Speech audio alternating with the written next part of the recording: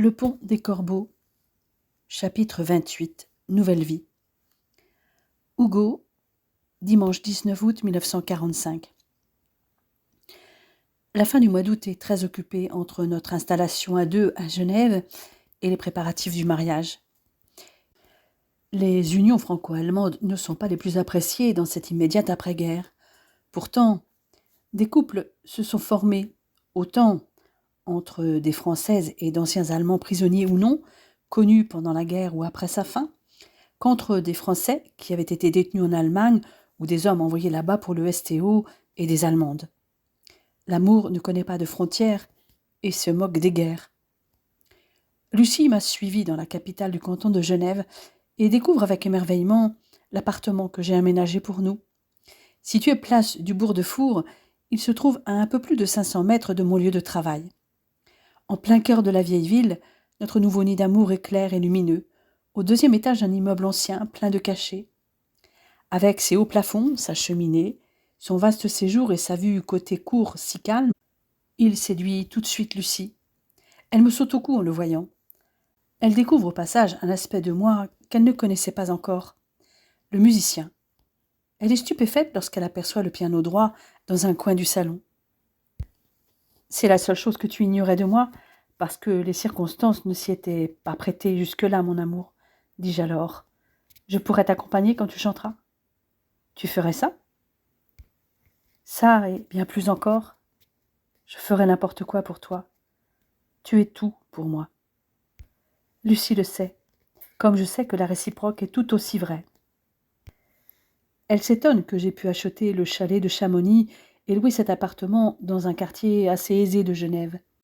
Je lui explique que je dois tout cela à la prévoyance de mon grand-père paternel d'abord, puis à celle de mon père, qui avait placé de l'argent en Suisse dans l'entre-deux-guerres. Certes, mes parents avaient perdu l'appartement de Munich dans les bombardements, mais il y a encore la maison de Rottach au bord du Tegernsee.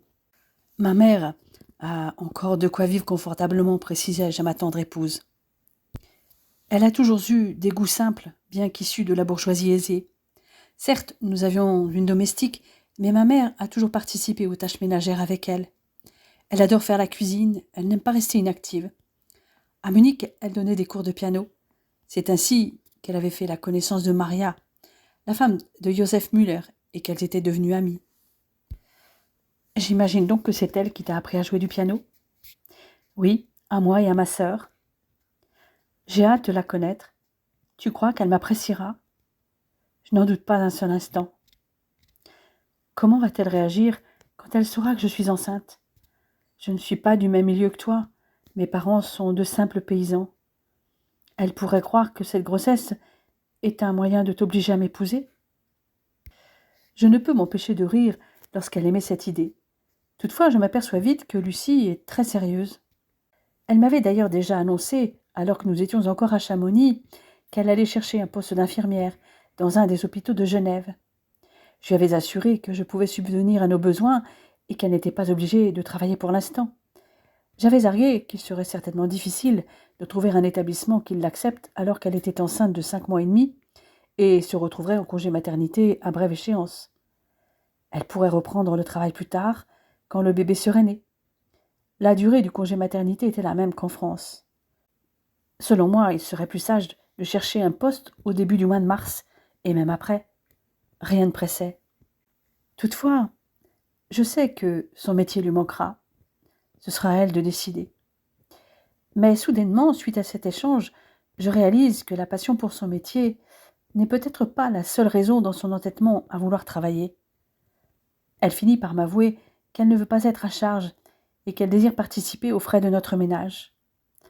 Apparemment, être prise pour une femme vénale est sa hantise. Elle s'en inquiète d'autant plus que je lui avais dit dès le départ que mon père avait un poste haut placé chez Siemens et que ma mère était la fille du propriétaire d'une usine près de Cluse. Elle ne sait comment me prouver qu'elle n'est pas une personne intéressée par l'argent, ce dont je n'ai d'ailleurs pas besoin. J'ai toute confiance en elle, et je ne lui ai jamais posé de questions au sujet des biens de sa famille. Je dois lui rappeler que la seule question qu'elle m'avait posée sur ma famille concernait la manière dont mes parents s'étaient rencontrés, lui allemand et elle française. Je dois aussi argumenter ferme pour la rassurer. Le simple fait qu'elle veuille contribuer financièrement à notre vie de couple montre assez qu'elle n'est pas intéressée par ma fortune. D'autre part, elle ne m'avait jamais rien demandé et n'était jamais venue les mains vides lorsqu'elle me rejoignait au chalet. Notre relation est tout sauf superficielle, ce qui est généralement le cas lorsqu'une personne est vénale. Au contraire, l'amour que nous éprouvons l'un pour l'autre est profond. Lorsqu'elle avait été arrêtée, n'avait-elle pas eu son rôle d'agent infiltré dans la SS et protégé ma couverture? A contrario, en tant qu'homme qui a de l'argent, je pourrais moi-même vouloir profiter de ce pouvoir sur elle. Ce dernier argument la fait sourire, et elle me déclare qu'elle ne me voit pas ainsi. Nous sommes donc tombés d'accord. La cupidité n'existe ni chez l'un, ni chez l'autre. En revanche, nous partageons les mêmes valeurs humanistes. Hugo, jeudi 30 août 1945. Finalement, ma future femme profite de son repos forcé pour préparer la layette du bébé et apporter sa touche personnelle dans l'appartement, non sans en avoir discuté avec moi. Elle prépare chaque jour des petits plats pour nos repas en amoureux. Lorsque je rentre le soir, nous allons ensemble faire plus ample connaissance avec Genève. Notre logement se situe dans la ville haute, un quartier qui a échappé à la frénésie haussmannienne du siècle précédent, grâce à une loi protégeant les vieux quartiers et leurs ruelles pavées.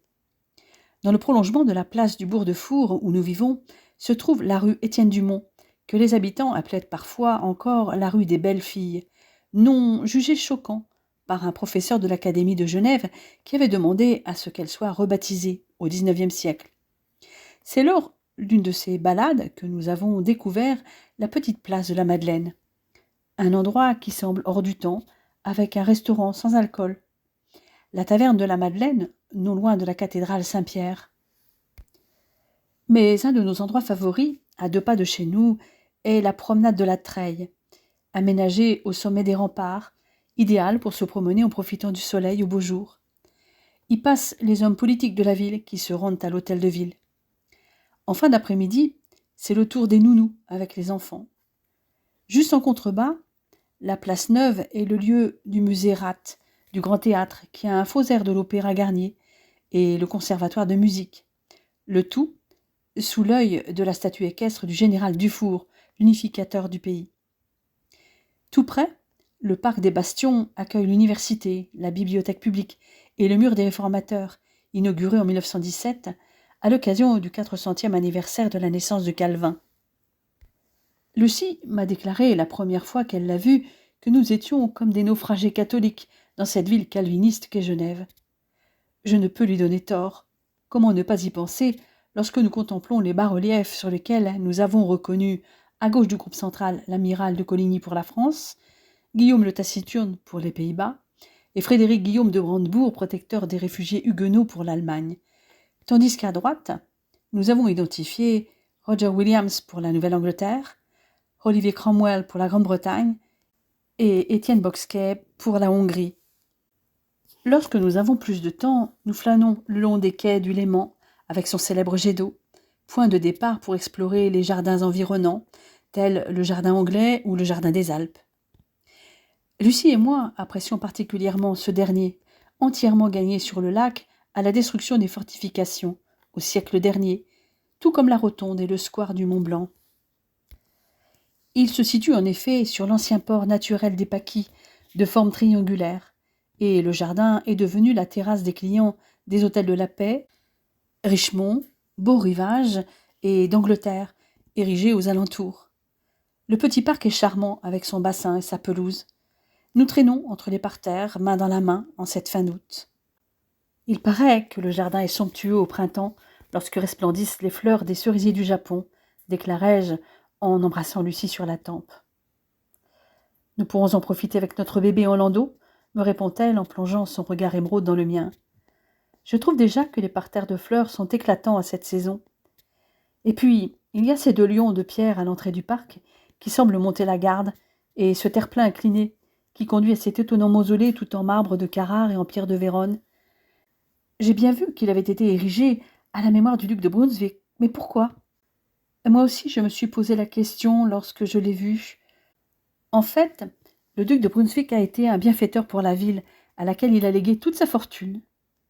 Rien que ça, mais pourquoi Genève? Car si je ne m'abuse, vu son nom, cet homme était allemand. Exact, chérie. Mais ce duc de Brunswick a été déclaré incapable de régner et remplacé par son frère cadet. Il s'est d'abord exilé à Londres, puisqu'il était le neveu du roi George IV, puis ensuite à Paris. Pourquoi était-il incapable de régner, me questionne Lucie. Il était paranoïaque et souffrait d'un délire de persécution. Pour autant, il était un linguiste distingué, cavalier émérite et également un grand amateur de musique. Investisseur avisé, il avait amassé une immense fortune. Bref, au moment de la guerre de 1870, il a fui vers la Suisse. Il avait 67 ans et était malade, mais il ne voulait surtout pas que sa famille hérite de sa fortune. Il a donc rédigé en secret un testament provisoire à l'hôtel Métropole où il résidait, et il est mort subitement en 1873 à l'hôtel Beau Rivage, où résidait aussi l'impératrice d'Autriche lorsqu'elle était assassinée, constate ma Lucie. Décidément, cet hôtel ne porte pas chance. J'acquiesce avec un sourire et précise que le duc avait émis des conditions dans son testament.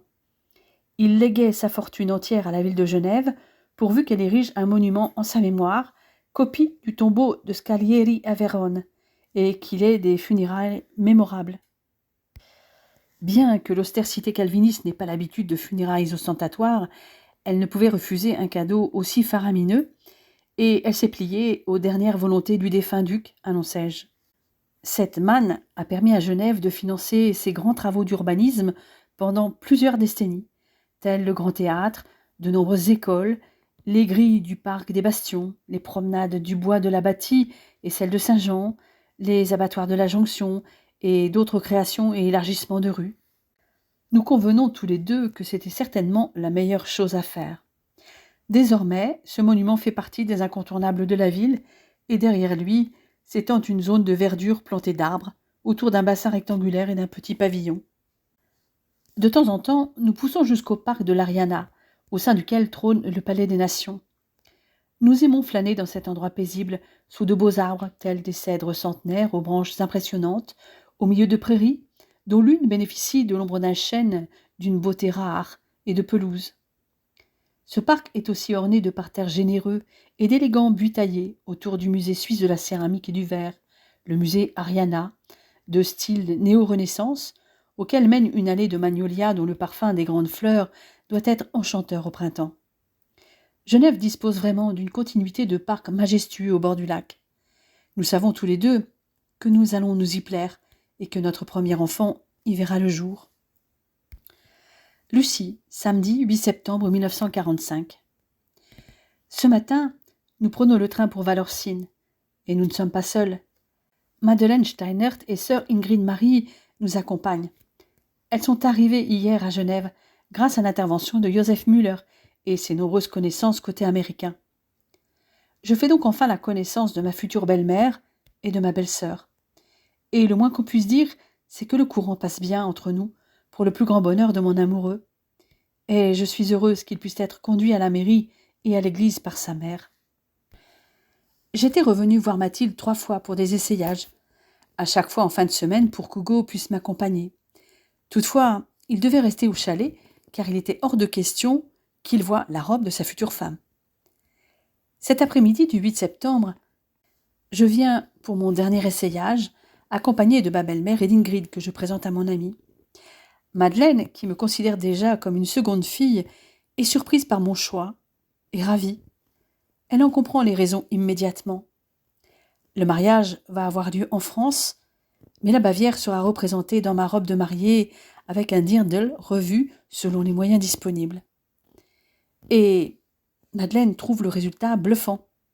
Qui plus est, si un jour je vis en Bavière, je pourrais le porter, puisque la couleur du corsage sans manches à l'encolure droite et de la jupe est un bleu glacier très pâle. Mathilde a réussi à la confectionner avec le brocart damassé, réservant le satin pour le tablier. Quant à la blouse portée sous le dirndl avec son encolure en forme de cœur et ses manches s'arrêtant juste au-dessus du coude, elle est en dentelle blanche. « Vous êtes magnifique, Lucie. Je crois que si Hugo n'était pas déjà si amoureux, il le deviendrait rien qu'en vous voyant. Vous avez très bon goût. Je rougis jusqu'aux oreilles sous ce compliment sincère de ma belle-mère. Je sais maintenant comment je vais pouvoir l'aider pour votre bouquet de mariée, ajoute Madeleine. Ingrid et moi allons vous laisser toutes les deux maintenant. Je vais me rendre utile et vous préparer un bon dîner. Mon ami et moi en profitons pour peaufiner le programme du lendemain. Mathilde passera la nuit précédant son mariage à Chamonix, siège de son atelier où réside la plus grande partie de sa clientèle. Zion vit à Valorcine et y travaille dans la petite exploitation de nos parents. La jeune couturière l'y rejoint généralement le dimanche. Elle a prévu d'aménager les jours et les heures d'ouverture de sa boutique pour pouvoir rejoindre le plus souvent son futur mari, qui se prépare à devenir moniteur de ski l'hiver pour compléter ses revenus. À l'inverse, je resterai avec Hugo dans le chalet du chemin de la Floria. Il est hors de question que nous soyons séparés, même une seule nuit. Peu m'importe la tradition que ma mère aurait bien voulu me voir respecter. Mathilde et moi avons donc prévu de prendre le train en fin de matinée et de nous préparer toutes les deux dans le chalet de villa. Madeleine et Ingrid nous accompagneront pour aider ma mère dans les préparatifs du repas. Hugo viendra nous rejoindre en tout début d'après-midi. Il est prévu que son oncle et témoin l'amènent en voiture. En outre, Hugo a eu la confirmation que son oncle Eugène, veuf depuis 1939, viendra avec ses 2 enfants. Robert, né en 1921, qui prendra les rênes de l'entreprise familiale à son heure, et Suzanne, née en 1924. Mon futur mari adoré m'a expliqué qu'Eugène avait pris la direction de l'usine en 1936, à la place de son père qui commençait à se faire vieux. La tâche n'avait pas été facile, car l'entreprise devait continuer à innover pour pouvoir répondre aux besoins du marché et durer. Pour cela, elle devait disposer d'une manœuvre compétente. Former les ouvriers aux nouvelles technologies était devenu une nécessité, car ne devient pas un mécanicien ou décolleteur qui veut. Près de la moitié venait de Suisse.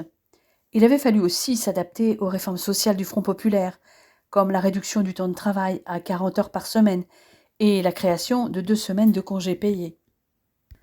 Puis son épouse était décédée juste avant la guerre et l'occupation, époque à laquelle l'usine avait été réquisitionnée par les nazis.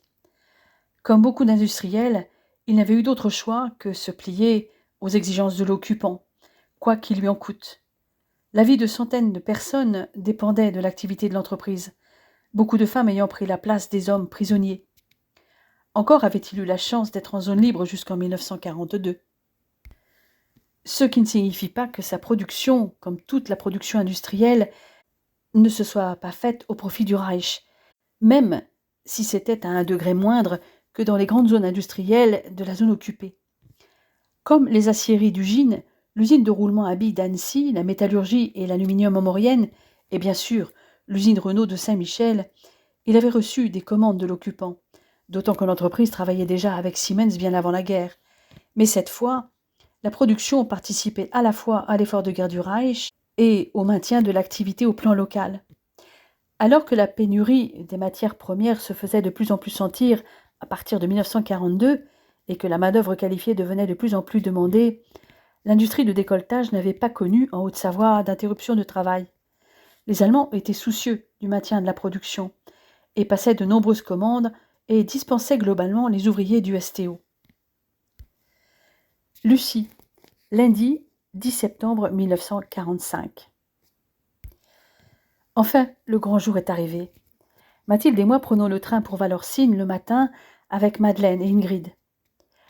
Maman se montre un peu intimidée au départ par la mère et la sœur d'Hugo. Elle s'attendait à rencontrer des bourgeoises, comme celles qu'elle croisait quelquefois au village ou à Chamonix, qui regardaient les paysans de haut. Mais elle est vite rassurée par la simplicité des 2 femmes. Ingrid consacre sa vie aux gens dans le besoin et ne répugne pas à la tâche. Quant à Madeleine, elle a su mettre maman à l'aise.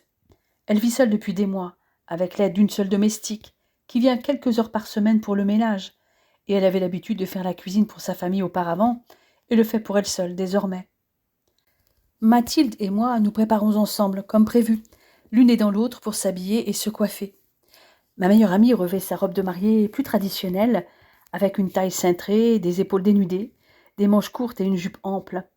Sa coiffure est dans l'air du temps, avec des Victory Rolls, qui permettent aussi de fixer son voile. Ma tenue est moins classique, et ma coiffure reprend les codes des pays alpins, avec mes cheveux blonds tressés sur le côté et regroupés dans une grosse natte roulée en chignon. Sur les conseils de mon ami, je pique aussi des roses blanches en bouton et des astères bleues dans mes tresses et mon chignon.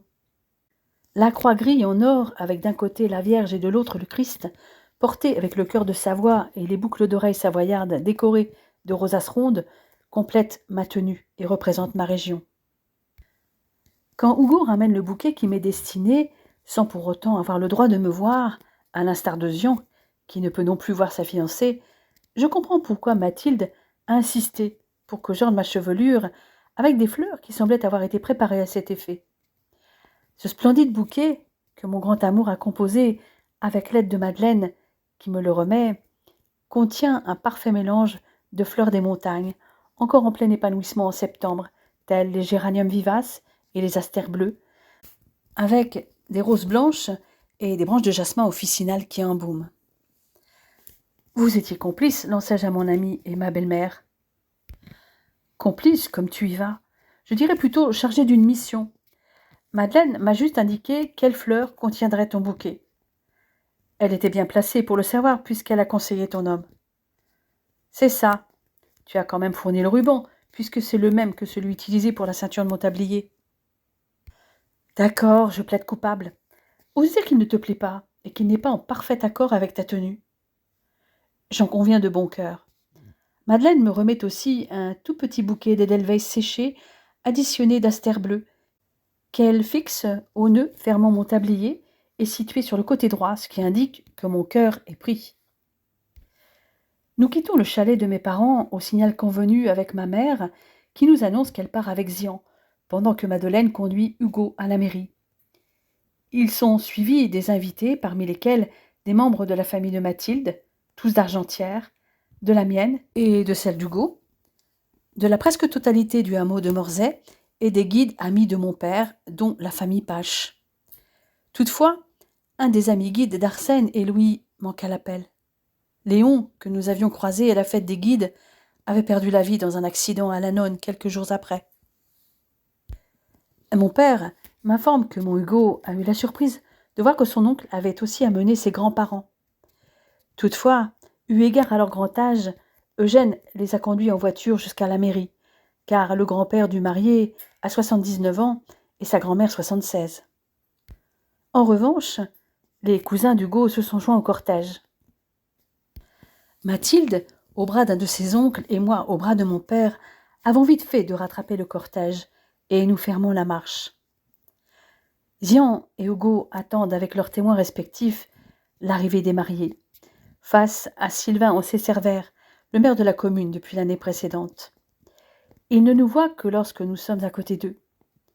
Instinctivement, Hugo prend ma main avant d'oser me regarder, mais lorsqu'il le fait, il reste un instant, mais de surprise. « Tu es magnifique, chuchote-t-il en portant ma main à ses lèvres douces et chaudes.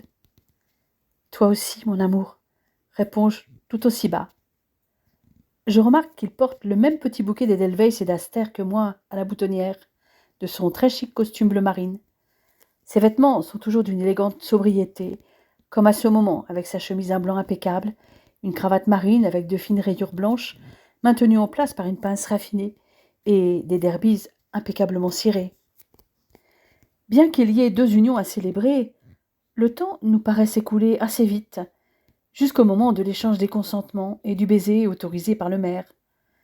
Mon Hugo ne lâche ma main que pour signer le registre. Lorsque nous sortons tous les quatre de la mairie, mon nouveau mari peut enfin rapidement me présenter à ses grands-parents, son oncle et ses cousins, avant que le cortège se reforme pour se rendre à l'église. C'est avec émotion que l'abbé Payot bénit notre union, comme il l'avait proposé au jeune sous-officier allemand rescapé d'un terrible accident qui lui avait avoué être amoureux de moi 1 an et demi auparavant. Certes, Zian et Mathilde sont amoureux, mais le brave curé sait jusqu'où Hugo est allé pour retrouver la femme qu'il aimait, pour qu'elle survive et recouvre la liberté. Il sait aussi ce que j'ai vécu. Nous resterons pour lui les 2 tourtereaux chez lesquels il avait repéré l'amour naissant, et dont il savait certainement plus de choses que beaucoup dans l'assemblée. Comme à la sortie de la mairie, nous sacrifions à la tradition des photos de mariage. Jean et moi avons confié notre appareil photo au fils de Louis Pache, qui s'en donne à cœur joie. Si le bonheur de Mathilde et Zian fait plaisir à voir, celui d'Hugo et moi est encore plus éclatant. J'exulte au bras de mon beau mari, qui rayonne littéralement. Nous avons tellement craint, l'un et l'autre, que ce moment n'arrive jamais, lorsque j'avais été arrêtée et déportée. Mais le souvenir de cette douloureuse séparation n'a pas sa place en ce jour où notre vœu le plus cher vient de se réaliser. Le joyeux cortège reprend le chemin en sens inverse pour retourner chez les De Villas, où nous attend le vin d'honneur. Seuls les grands-parents d'Hugo font le trajet, confortablement installés dans la Peugeot 402 limousine de leur fils. Les 4 jeunes mariés que nous sommes sont très sollicités. Heureusement, des jeunes filles du village font le service. Ainsi, maman peut rester avec mon père et prendre le temps de faire connaissance avec la famille d'Hugo, que Madeleine leur présente. Ils sont tous en train de discuter quand enfin Hugo et moi pouvons les rejoindre. « Te voilà enfin, mon grand », lui dit sa grand-mère en l'étreignant. « Comme tu as changé depuis que nous nous étions vus en 1933. Heureusement tu nous écrivais, tout comme ta mère. »« Mais non, Marthe, Hugo était venu nous voir en 1936, tu ne te rappelles pas ?» la coupe son mari. « Ah oui, c'est vrai, avoue la vieille dame. En tout cas, tu es devenu un bien bel homme, et tu as choisi une très jolie femme. » Hugo sourit au compliment en m'enlaçant étroitement. Son oncle ne manque pas de remarquer le geste, et son cousin également. Ce dernier profite que je réponds aux questions des grands-parents Larraux pour se moquer de son cousin. « Eh bien, dis donc, cousin, tu es un sacré vénard, dénicher une telle beauté, et tout ça en étant allemand, qui plus est dans la SS. Tu as raison. J'ai beaucoup de chance, Robert. Mais crois-moi, ce n'était pas gagné au départ. C'est surtout quand elle a eu la certitude que je n'utilisais mon statut de SS que comme couverture, qu'elle a laissé libre cours à ses sentiments. Moi, j'étais déjà fou amoureux. En tout cas, maintenant, nous pourrons nous voir plus souvent, car si j'ai bien compris, vous vivez à Genève. En effet, et vous êtes les bienvenus quand vous voudrez, à Genève ou à Chamonix, puisque j'ai acheté le chalet dans lequel vous vous cachiez tous les deux pour vous aimer, le couple Suzanne. Comme c'est romantique. C'est ça, répond Hugo avec un sourire rêveur, tandis que je me rapproche et m'accroche à son bras. Sans tenir compte du regard des autres, il m'attire à lui pour un tendre baiser.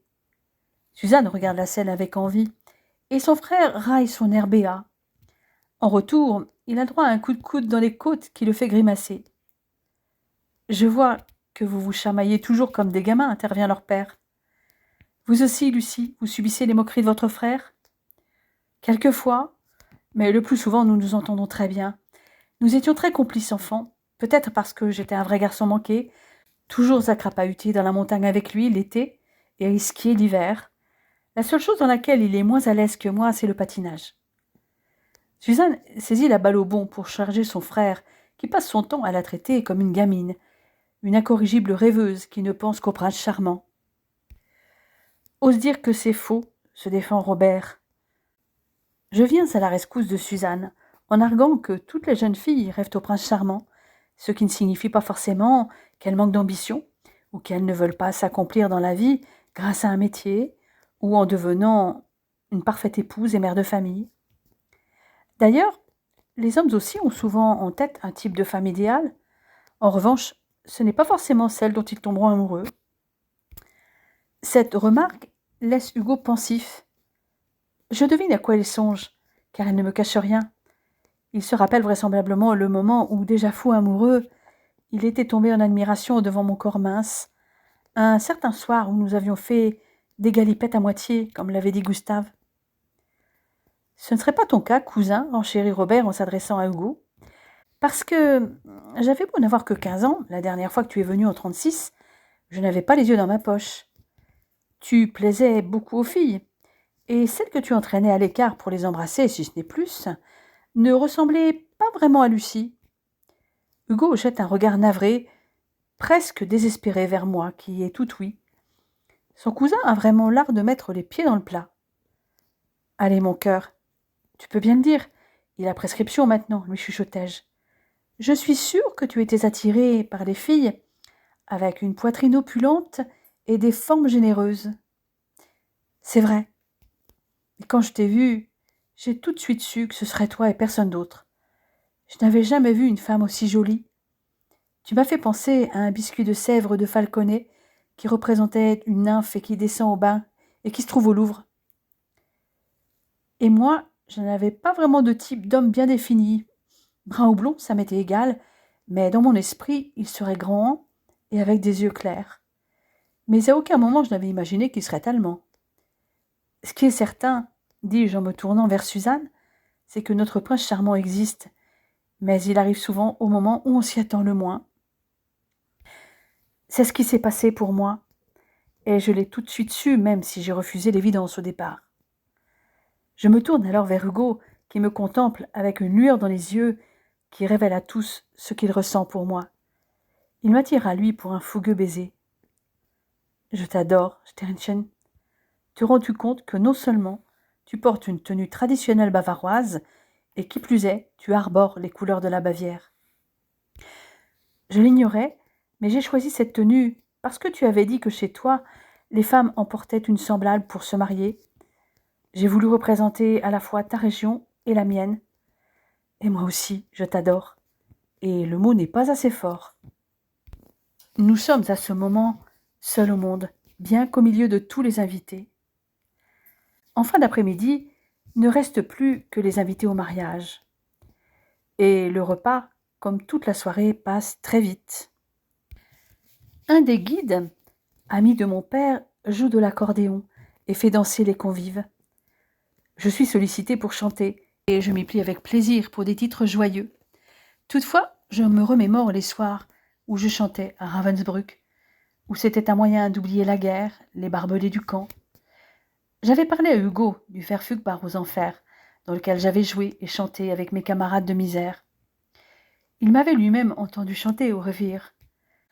Après plusieurs titres, j'annonce enfin à l'assemblée que j'interprète une dernière chanson. Cet air, je ne l'ai pas interprété depuis un moment. La dernière fois, c'était au camp de Ravensbrück. Mais cet air m'a peut-être aussi permis de survivre, car il devait rappeler quelque chose aux gardiennes. Ne dit-on pas que la musique adoucit les morses ? Je murmure alors le titre à l'accordéoniste, qui sourit en entendant ce que je veux interpréter. Le coucou. Hugo, comme toute sa famille, a la surprise de m'entendre yodeler. Il ne s'attendait certainement pas à entendre ce type de chanson folklorique si courante dans les pays alpins germanophones. Pour lui, il se pratique dans le Tyrol, dans le sud de la Bavière, donc chez lui, et en Suisse alémanique. Mais il est vrai que le yodel pouvait s'être propagé à la Suisse romande et à la Savoie. J'en suis la preuve. Il comprend aussi pourquoi ce chant avait eu un impact sur les Aufseherinnen. Je laisse la place ensuite à la musique de danse. Eugène raccompagne en voiture ses parents et Ingrid, qui a beaucoup discuté avec l'abbé Payot. Les Larot et les Steinert vont dormir à l'hôtel du Mont-Blanc, où Eugène a réservé des chambres pour sa famille, hôtel qui appartient aux parents du maire de Valorcine.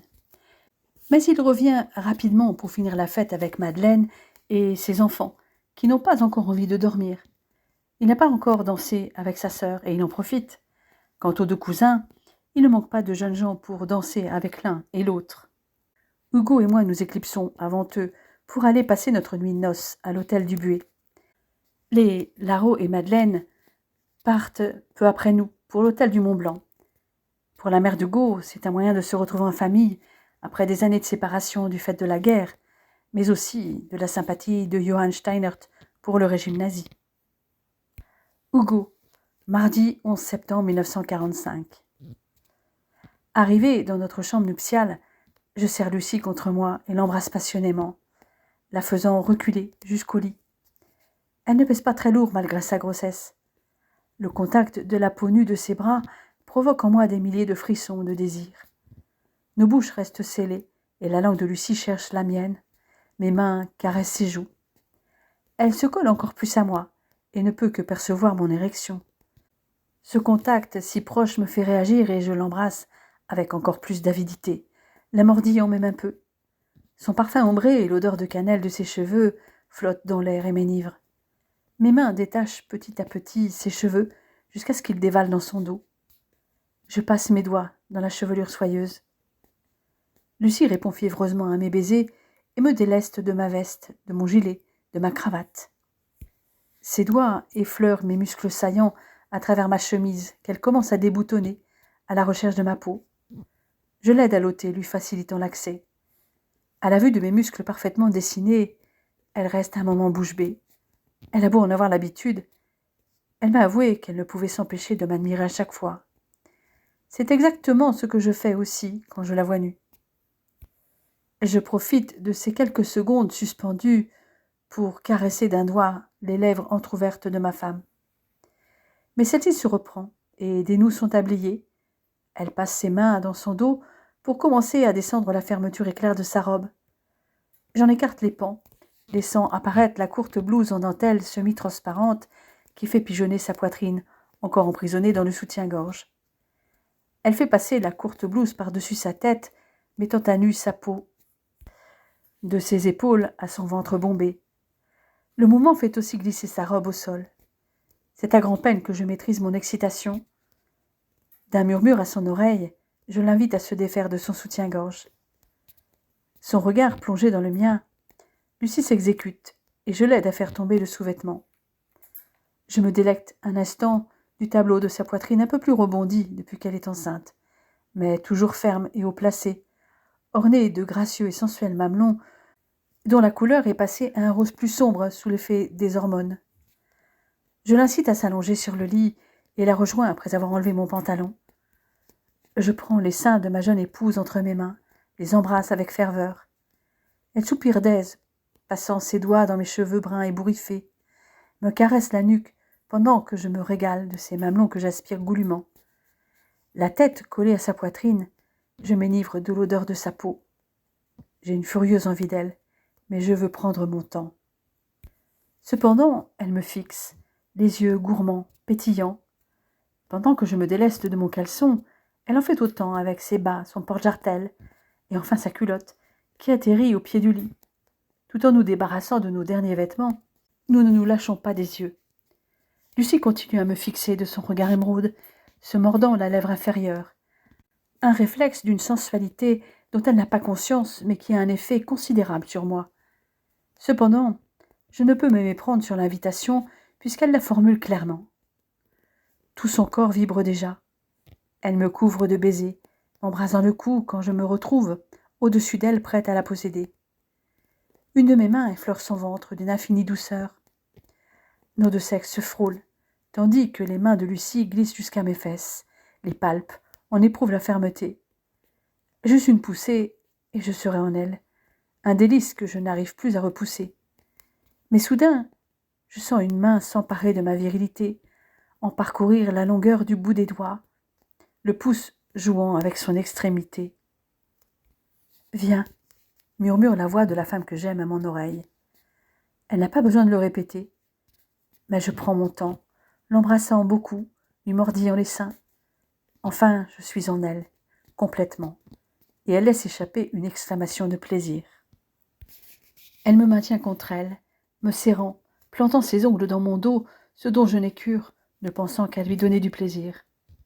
Nous savons tous deux ce qui plaît à l'autre, et lorsque je bascule sur le dos, elle comprend ce que j'attends. Ce changement de position expose les seins de Lucie à ma gourmandise, et j'en abuse. Ma femme frémit au contact de ses lèvres qui font durcir ses mamelons, de ses mains baladeuses, sans que je ralentisse mes va-et-vient, en variant le rythme et la profondeur. Après quelques minutes de pur délice, elle me demande de changer à nouveau de position, se détachant un bref instant de moi, pour s'allonger sur le dos, la tête renversée, totalement offerte. Je me glisse entre ses cuisses et sens qu'elle enserre mon bassin entre ses jambes.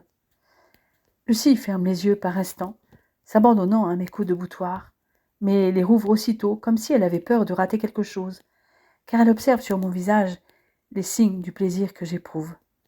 Moi aussi, je guette ces signes.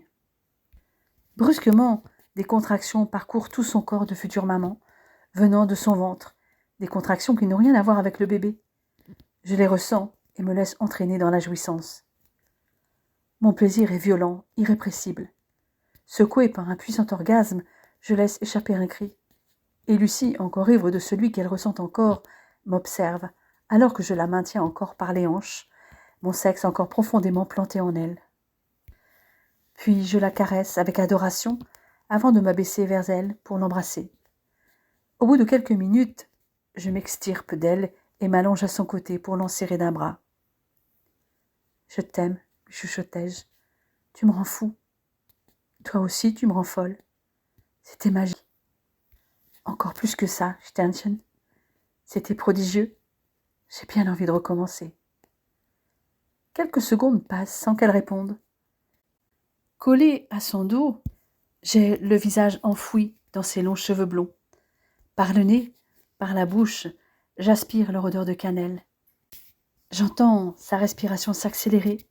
Je perçois le rythme rapide de son cœur sous mes doigts. « Tu veux remettre ça ?» dit-elle enfin. Sans se retourner, elle tâtonne, puis s'empare de mon sexe qui, au contact de ses doigts fins, retrouve une certaine vigueur. Et lorsqu'il frôle l'intimité de ma femme adorée, qui modifie la position de son bassin pour l'accueillir de nouveau, il s'érige, de nouveau prêt à la pénétrer. Lucie tourne son visage vers moi, et je peux y lire les sensations qu'elle éprouve sous mes assauts. Puis, après plusieurs minutes, elle se met à haleter, à lâcher de petits cris, et je perçois les spasmes qui compriment ma virilité.